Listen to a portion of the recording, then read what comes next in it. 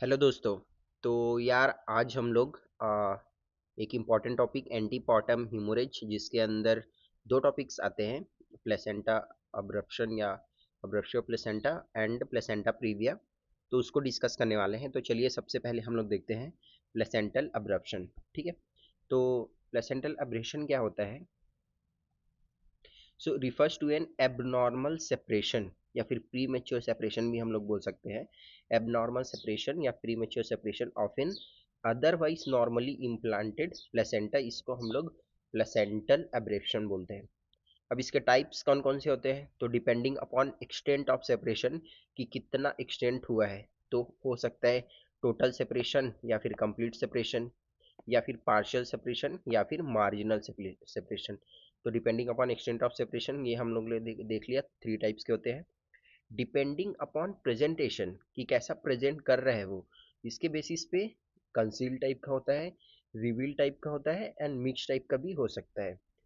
और इसका एक याद रखना कि जितना ज़्यादा ब्लीड होगा उतना जो बड़ा क्या होगा, क्लॉट प्रेजेंट रहेगा। ठीक है। अब डिपेंडिंग अपॉन हिस्ट्री भी इसको हम लोग डिवाइड कर सकते हैं। तो नॉन ट्रॉमेटिक है, लाइक बिकॉज ऑफ हाइपरटेंशन और या फिर पॉलीहाइड्रमनोज, और या फिर ट्रॉमेटिक के केस के कारण भी हो सकते हैं। Any trauma leads to separation, तो वो ट्रॉमेटिक में आ जाएगा। अब देखते हैं टेम्पोरल नेचर। तो या तो कोगुलोपैथी की वजह से हो सकता है, या फिर अक्यूट कॉज हो सकता है, या फिर क्रोनिक हो सकता है। ठीक है। तो फिर कोगुलोपैथी तो कोगुलोपैथी डिसऑर्डर हो गया। देन एक्यूट में like pain, tenderness and hypoxia to body and may lead to fetal death. तो अक्यूट में ये सब प्रेजेंट कर सकते हैं। ठीक है। क्रोनिक में हुआ है तो इंसिडियस भी हो सकता है, कई बार पता भी नहीं चलेगा। Chronic placental insufficiency, FGR, IUGR या प्री एक्लेम्शिया, ऑलिगोहाइड्रोमनोज भी हो सकते हैं इसमें। अब इसमें हम लोग देखते हैं रिस्क फैक्टर क्या क्या होते हैं। ठीक है। तो फिर मेन रिस्क फैक्टर हम लोग के दिमाग में आना चाहिए, वो यही होना चाहिए, क्रोनिक हाइपरटेंशन अगर पेशेंट के है तो, and pre eclampsia, multiple gestation, advanced maternal age, multiparity, smoking. एक चीज़ और याद रखना, ये मत भूलना, कोकेन यूज भी होता है। ठीक है। And chorioamnionitis, then trauma, prior abruption की अगर हिस्ट्री है तो, and elevated second trimester maternal serum alpha fetoprotein. ये याद रखना, अगर हम लोग सेकेंड ट्राइमेस्टर में सीरम अल्फा फिटोप्रोटीन करवा रहे हैं और उसका वैल्यू एलिवेटेड आ रहा है, तो 10x मोर चांसेस होता है प्लेसेंटल अब्रेप्शन होने के। अब हम लोग देखेंगे कि इसमें इन्वेस्टिगेशन क्या क्या करवाएंगे। तो सभी ब्लड कंपोनेंट्स करवाएंगे। ठीक है। सोनोग्राफी, ये इसमें हम लोग रिलाई नहीं कर सकते अगर अक्यूट कंडीशन है तो। तो इसमें हम लोग जैसे कि ऑल ब्लड कंपोनेंट में हम क्या क्या करवाएंगे, complete blood count, blood grouping, coagulation profile, cross matching, ये सब। ठीक है। अब देखते हैं कि इसका कॉम्प्लिकेशन क्या हो सकता है प्लेसेंटल अब्रेशन का। तो फिर एक होता है कोविलियर यूट्रस। तो मैं आपको समझाता हूँ कि ये क्या होता है, ये टर्म याद रखना, आपसे पूछा जा सकता है कभी कभी वाइवा में। तो कोविलियर यूट्रस बोलते हैं उसको। उसमें क्या होता है, हम लोग का जो ब्लड है वो पेनिट्रेट कर जाता है यूट्रस को। ठीक है। अभी तक तो ब्लीडिंग हो रहा था सेपरेशन ऑफ प्लेसेंटा की वजह से, तो वो ब्लड है वो पेनिट्रेट कर जाता है यूट्रस को, एंड इसके जैसे हम लोग का सिरोसा बिकम्स ब्लू और पर्पल इन कलर। ठीक है। जो सिरोसल लेयर है वो कैसा कलर का हो जाता है, ब्लू या फिर पर्पल इन कलर। ये हम लोग यूट्रस को अटोनिक यूट्रस बना देता है, तो इसको हम लोग काविलियर यूट्रस बोलते हैं। तो most common cause of coagulopathy during pregnancy, तो प्लेटलेट काउंट लो हो गया है, prothrombin and partial prothrombin increase हो गया है, then serum fibrinogen level depleted हो गया है। DIC वैसे तो रेयर रहता है। अब देखते हैं इसके कॉम्प्लिकेशन क्या क्या हो सकते हैं। तो पहले हम लोग देखेंगे maternal complication, then fetal complication and neonatal complication.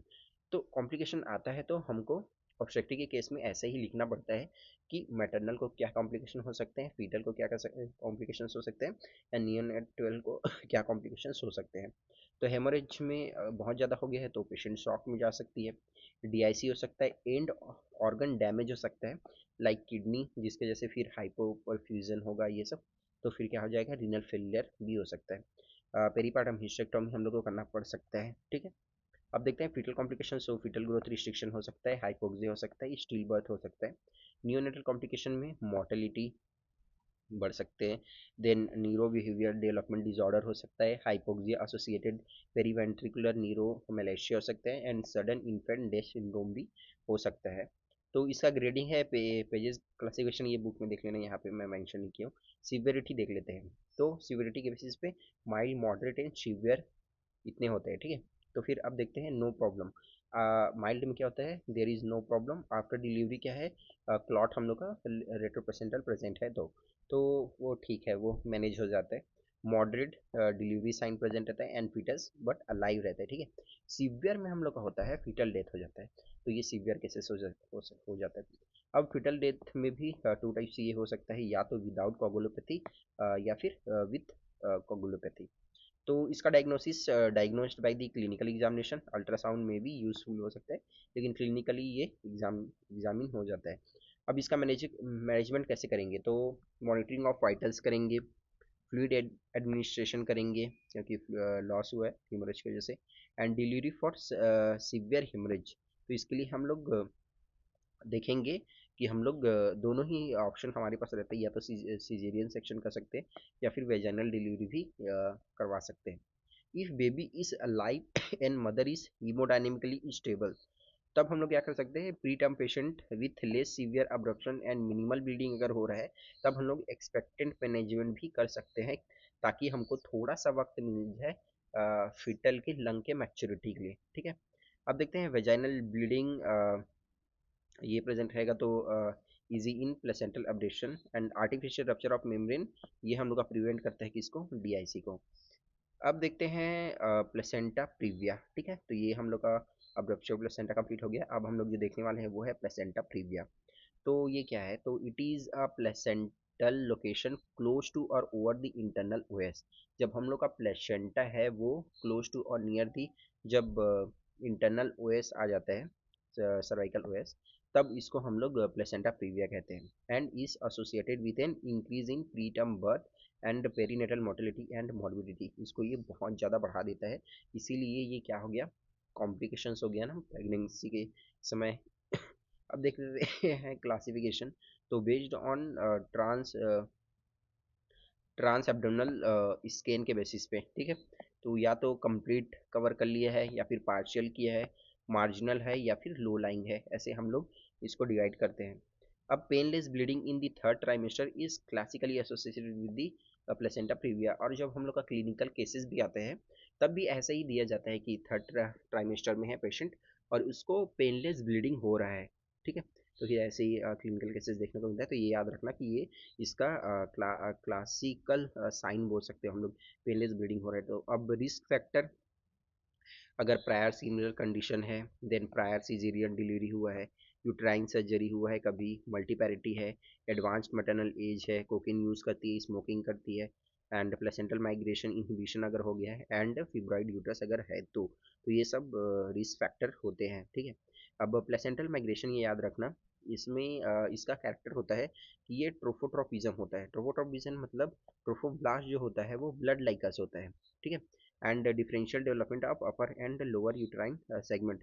तो प्लेसेंटल माइग्रेशन एक इम्पॉर्टेंट टॉपिक भी है, अगर आप चाहो तो कमेंट कर सकते हो, मैं उसको अलग से डाल दूंगा, लेकिन आप लोग इतना याद रखना कि ये ट्रोपोट्रोपिज्म होता है एंड डिफरेंशियल डेवलपमेंट होता है। शुरू शुरू में ये नीचे की तरफ रहेगा, देन ऊपर की तरफ माइग्रेशन होता है, जैसे जैसे upper and uterine lower segment develop होते जाते हैं during the progression of the वो ठीक है प्रेगनेंसी, ठीक है। अब देखते हैं हम लोग क्लिनिकल फीचर्स, तो इसमें पेनलेस ब्लीडिंग हम लोग पहले नहीं देख लिया था, कॉजलेस ब्लीडिंग होगा एंड ब्राइट कलर का रहेगा, ठीक है। यूट्रस हम लोग का एटोनिक रहेगा, then fetal heart rate varies करता रहेगा, then pallor proportional to blood loss present रहेगा, हीमोडायनेमिक कंप्रोमाइज रहेंगे, लाइक टैकीकार्डिया रहेगा, hypotension, shock in severe cases में हो सकते हैं, हाई फीटल प्रेजेंटिंग पार्ट रहेगा एंड फीटल माल प्रेजेंटेशन हो सकते हैं, ठीक है। अब कॉम्प्लिकेशंस में देखें तो हम लोग वैसे ही फिर मैटरनल कॉम्प्लिकेशन में, क्योंकि बहुत ज़्यादा ब्लड लॉस हो रहा है हेमोरेज की वजह से, पेशेंट शॉक में जा सकती है, प्रीटर्म लेबर हो सकता है, देन इंक्रीज सी सेक्शन के चांसेस बहुत ज़्यादा बढ़ सकते हैं, इंटरपार्टम हम लोग का पोस्ट इंटरपार्टम या फिर पोस्टपार्टम हेमोरेज हो सकता है, प्लेसेंटा एक्रेटा सिंड्रोम हो सकता है, एंड इंक्रीज्ड मैटरनल मॉर्बिडिटी भी हो सकता है, ठीक है। फीटल में prematurity, low birth weight, birth asphyxia, intrauterine death हो सकता है, इंक्रीज कंजेनाइटल मॉल फॉर्मेशन हो सकता है, high perinatal and morbidity and mortality हो सकते हैं, ठीक है। अब इसका मैनेजमेंट कैसे रहता है, तो ये याद रखना, एक्सपेक्टेंट मैनेजमेंट कर सकते हैं, एक्टिव मैनेजमेंट कर सकते हैं। तो एक्सपेक्टेंट मैनेजमेंट को ही हम लोग मैकेफी जॉनसन रेजिमेंट कहते हैं, और ये एग्जाम में 2 से 3 बार पूछा जा चुका है कि मैकेफी जॉनसन रेजिमेंट क्या होता है। याद रखना ये किसके लिए यूज होता है, प्लेसेंटा प्रीविया के लिए हम लोग यूज करते हैं, प्लेसेंटा प्रीविया के एक्सपेक्टेड मैनेजमेंट के लिए हम लोग मैकेफी जॉनसन रेजिमेंट को यूज करते हैं, ठीक है। तो क्या होना चाहिए, सबसे पहले तो प्री टर्म होना चाहिए, then patient should not be in labour, patient labour में नहीं होनी चाहिए, हीमोडायनेमिकली स्टेबल रहनी चाहिए, एंड ट्रोकोलिटिक्स यहाँ पे हमको अवॉइड करना है, ठीक है, ये याद रखना। एनएसटी टेस्ट हम लोग का रिएक्टिव आना चाहिए, एंड 72 आवर्स से there is no signs of bleeding, ठीक है। 72 आवर्स से, जब से पेशेंट आई है तब से 72 आवर तक कोई भी ब्लीडिंग नहीं हुआ है। एडवाइस करना है no intercourse, heavy weight lifting avoidance रखना है।